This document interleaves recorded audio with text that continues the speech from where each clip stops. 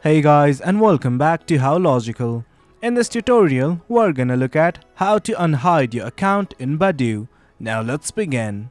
Well, do note that I have already logged into my account. In case you have not, do log in right now. Let's just try to unhide our account in Badoo. For that, what we need to do is go to settings. Follow me step by step. Initially, let's go to profile. The button's at the bottom right.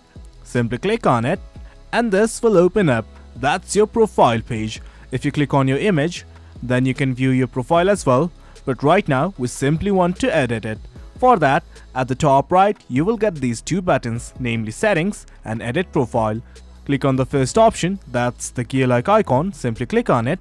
Then this is the settings page. Well, there are lots of options, but worry not.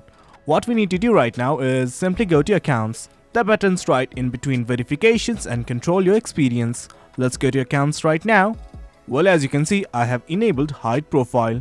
Now what I want to do is unhide it. So simply toggle off this button. And guys, there you go. You have unhidden your account. It's as easy as that. Hope you guys found this video informative. And for more content like this, do remember to hit like, share and subscribe. Until next time, thank you.